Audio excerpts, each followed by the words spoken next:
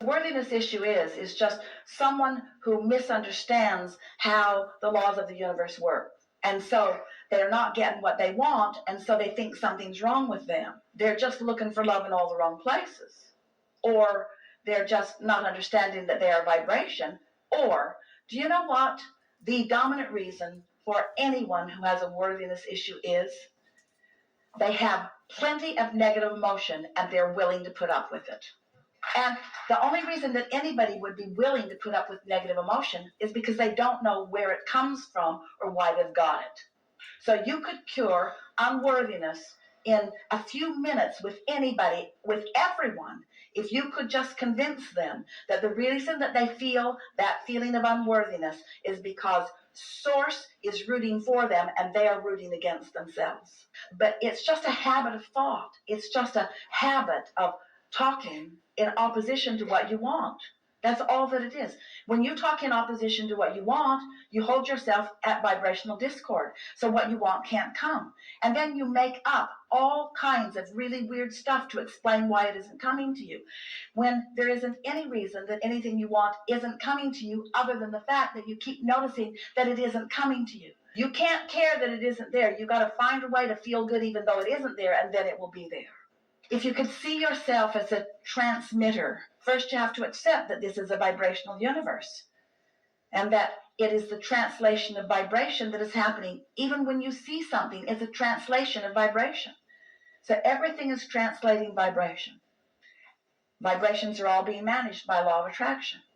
You get what you think about. In other words, these are just the basic precursory things that must be understood by anyone.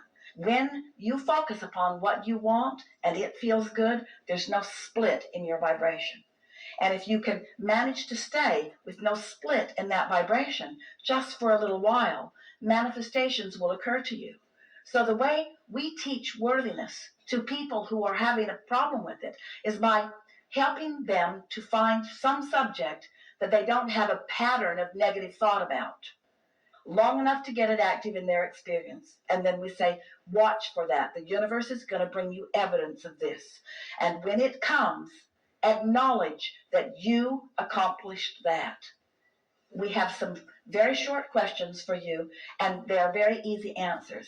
But the unfolding of these answers within you is going to create within you a vibrational pattern that is going to make it easy for you to understand the things that we will then say. So, do you accept that you are more than this physical body?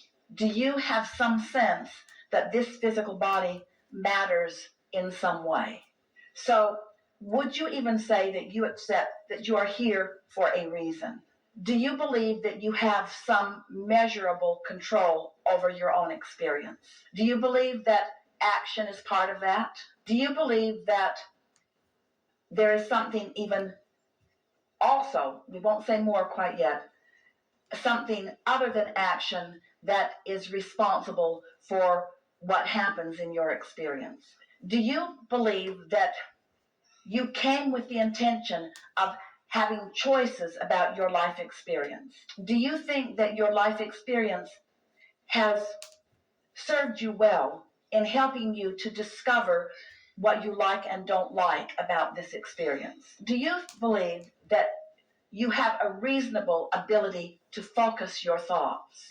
When you focus on something for a little bit of time, can you feel something that we are describing as momentum? Can you feel a visceral, can you feel momentum? Can you feel the difference between contentment and elation in terms of momentum? Can you feel the difference between frustration and rage? So you can explain momentum through your emotions. Does it feel logical to you that when you focus upon something and have a feeling response to it, that there is some power in that?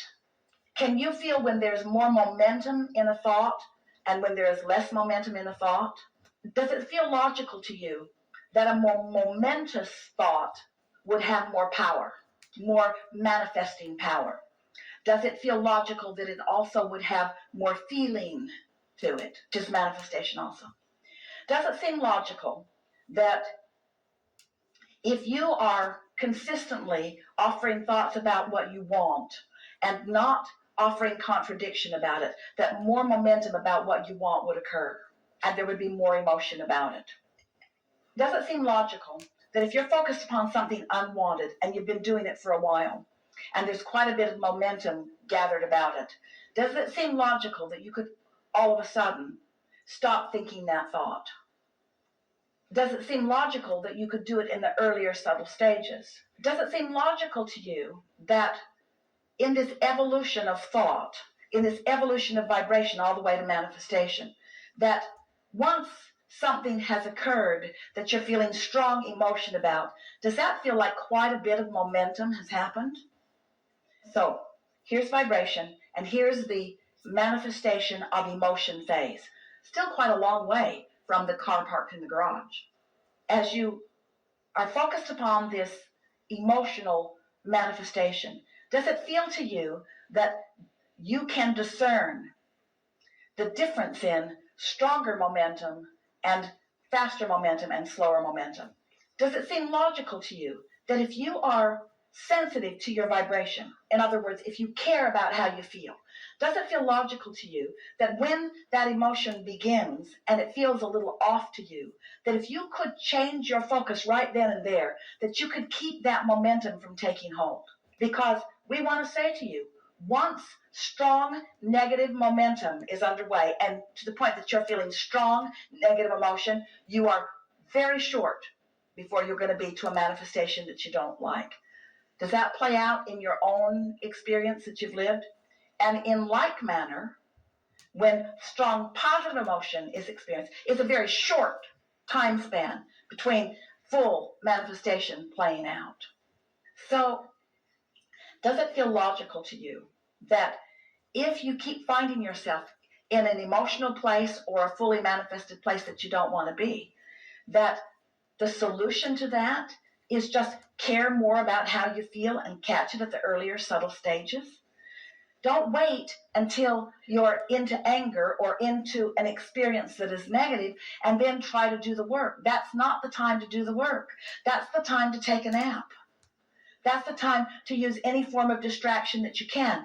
That's the time to move yourself as best as you can away from the condition that seems to be the inspiration for the strong negative emotion. Sometimes the easiest path of least resistance is to move yourself away from the condition that keeps being the inspiration for the negative emotion. Does that make sense to you? Path of least resistance says when you're taking a path somewhere, do you get on the highway that is the bumpiest? Oh, yes, I think I will get on this bumpy road. I think I will get on this really bumpy road. Why? Because I want to prove my worthiness. I want to prove my ability to endure the things that don't feel good. Isn't it interesting how this all ties together? It's like you're trying to prove that you're tough enough to endure the things that you do not want. And this has nothing to do with path of least resistance. Path of least resistance says, make yourself comfortable. Path of least resistance says, do anything and everything that you can to hold yourself in the vibrational frequency of feeling good. Because it is only when you feel good that you are in the vibrational frequency that allows you to be the translator of the things that are good to you. You see what we're getting at? Do you feel how that all ties together? If you care about how you feel, you might make one decision. If you care about how somebody else is perceiving it, you're likely to make another decision. And so many of you have been trained to provide the service for the others. So you disregard the early subtle stages. You disregard it even when the stages get bolder. You disregard it, you endure it, you buck up, you persevere, you push through, and then you wonder why things aren't going as well as you'd like it to. And we say, because you've practiced suffering. You've practiced suffering. You've practiced becoming vigilant and valiant and tough. You've practiced ignoring your guidance system. You've been practicing the path of most resistance for a really long time. And then when you get to some place that you don't want to be, then you say, oh, well, I'll just do a focus wheel. I'll do a process. And we say, make it easier early on. Take the path of least resistance. If something doesn't feel good to you, Don't turn the television program on that upsets you, and don't call the person that is unpleasant to talk to, and don't spend your time doing things that don't feel good. Give yourself the vibrational opportunity to connect with who you really are and then move forward. And what you're going to begin to discover is the more you clean up your vibration, there are going to be people around you that say, hey, I haven't been seeing as much of you. And I know. Because it's easier for me to love you from a distance. And loving you is what I want more than life itself, because it is life itself, you see.